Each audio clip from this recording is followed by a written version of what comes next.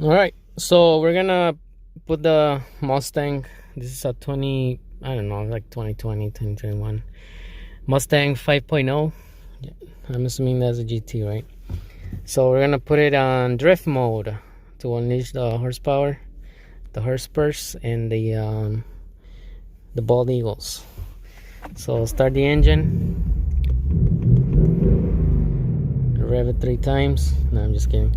All right, so you're gonna have, this is the hazards, this is traction control button, steering wheel, and driving mode. So we're gonna start with the driving mode.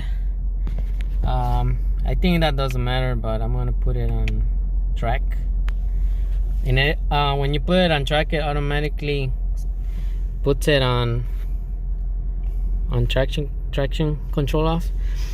But what you want to do to completely remove traction control, release all the horsepower, you're gonna hold the actual traction control, and then you're gonna wait, and that's what you want to see.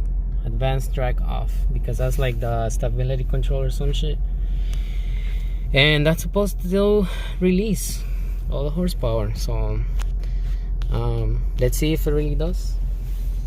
So put it on sport mode, first gear.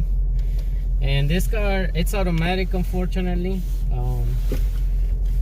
And I'm not a drift expert, so I'm just gonna do a few little drifties. I'm just gonna go on first gear, sport mode on the gearbox, and let's see.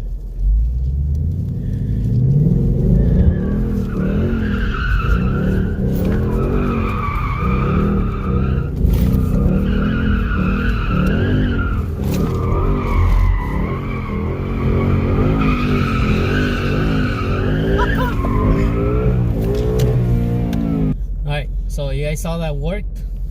Did some pretty cool manji, what you call it, whatever. I'm gonna do some donuts right now, and it does seem to work, because when you only press the traction control button once, you can actually feel the computer still brakes you a little bit. It hits the brakes for you, so that you don't lose control, supposedly. But this seems to really disable it. So now I'm gonna do donuts, and I'm gonna confirm that.